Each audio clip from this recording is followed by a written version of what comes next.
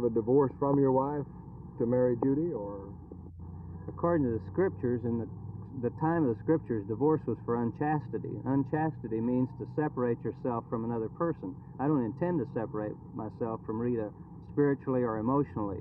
I will always be available to her, so there's no need for divorce. With Judy, I'm obviously available to her in every way possible, and I've given my whole life, my career, and everything else for this relationship, so a $2.50 marriage license doesn't seem quite to weigh the same as having given up my whole life to buy the right for the relationship. Within this context, then, do you still disagree with the church's attitude towards this relationship in that it is against their rules? Well, it's some question.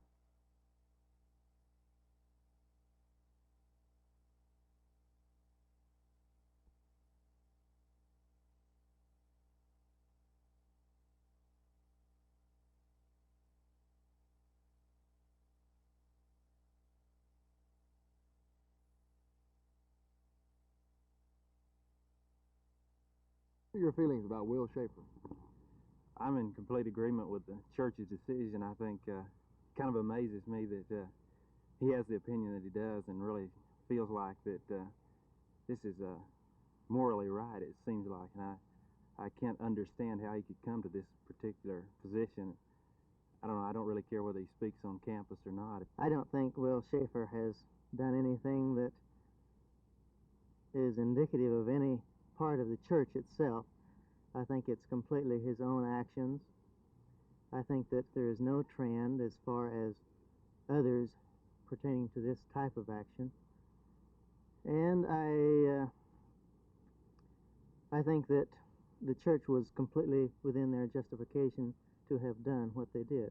What bothers me more than anything else is the fact that it seems that there appears at least to be an acceptance of a law involved here in terms of a man being able to have a license to do whatever he wants to do. I'm afraid that it may be an indication of a trend. I have heard of other instances. I just hope that we don't see too much of it.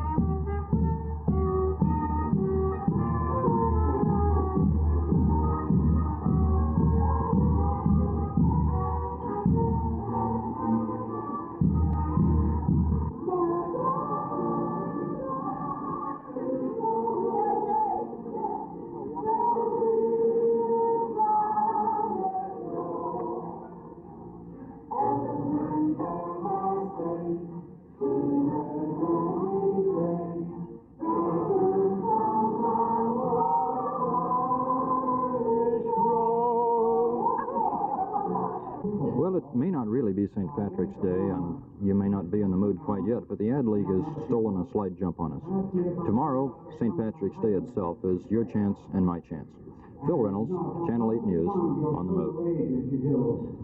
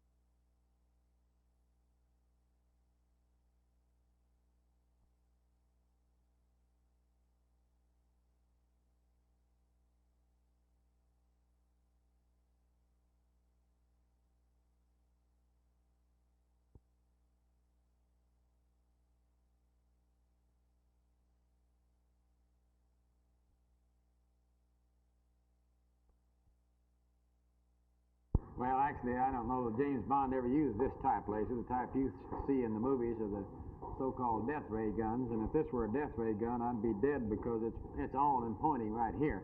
This is a gas laser used for many purposes, for true measurement But in the telephone world, we're exploring this thing for the possibility of carrying telephone signals somewhere around the year 2000. There'll be so many people talking and picture phones and television pictures moving across the nation that it's necessary that we have this type carrier. In other words, coming from this laser gun is a carrier of signals. Well, how many calls will it handle? Oh, at the present time, the best way to say it, to be able to prove it, is to say that on this little beam moving up here toward my coat, we could move all of the conversations going on in the world and all the television programs going on and all the newspaper programs. So who can say? I'd say roughly 100 million conversation pages. Fantastic. And what year can we look for that? I think that you'll still be around somewhere around the year 2000. I don't believe I can wait.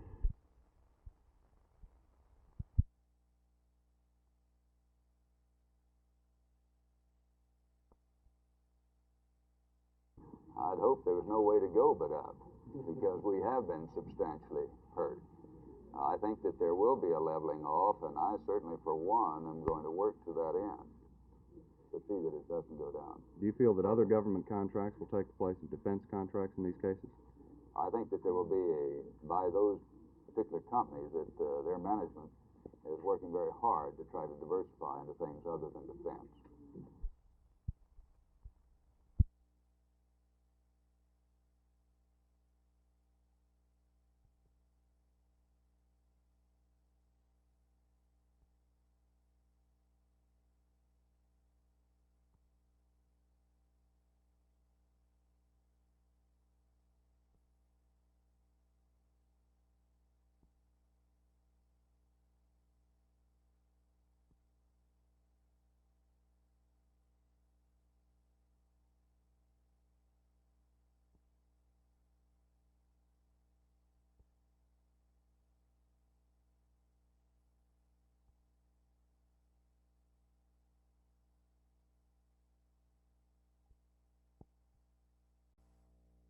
Come in and told me to come in what now.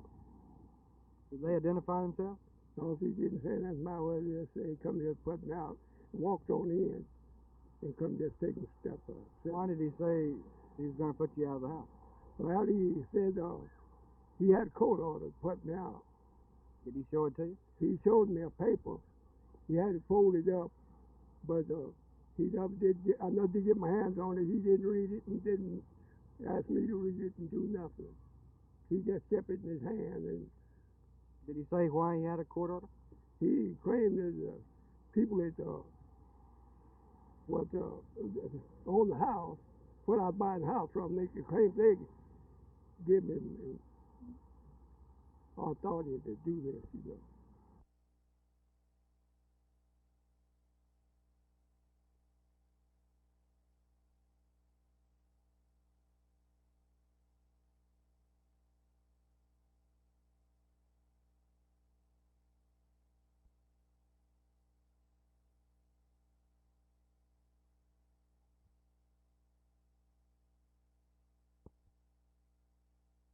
Well, I would say that I'm in a position to see it quite graphically, because every time a ship docks in Houston, we're only 30 miles from Houston, and every time a ship docks, it causes a fluctuation of $1 to $3 a hundred in the slaughter cow market.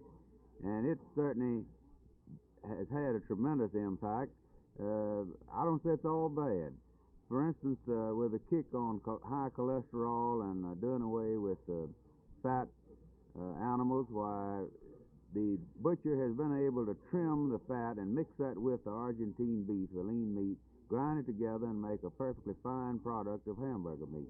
So there is some good to be gained from this.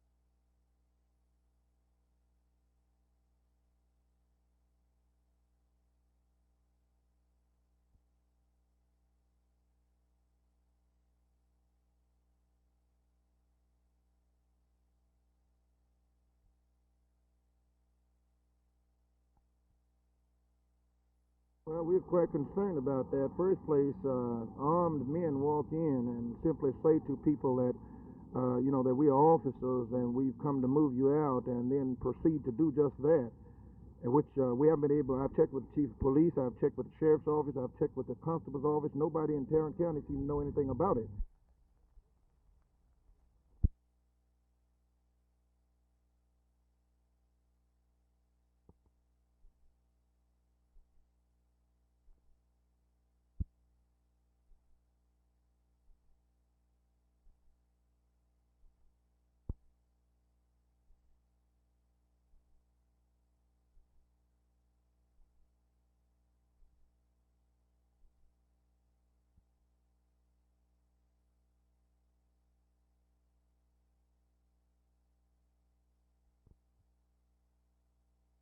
A fast is a symbolic thing, and it draws people's attention to the issue.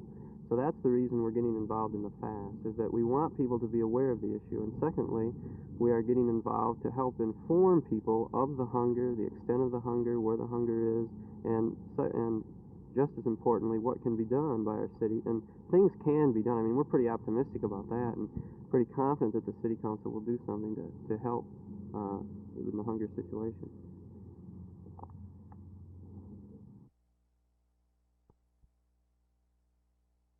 Recommendations on the future of Tarrant County District Attorney Frank Coffey will be debated long and hard tomorrow by the people behind this door, the members of the Tarrant County Crime Commission.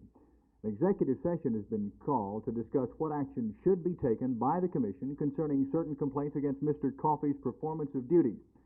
General Counsel for the Commission, Edwin T. Phillips Jr., told me that circumstances leading up to this action began sometime last summer.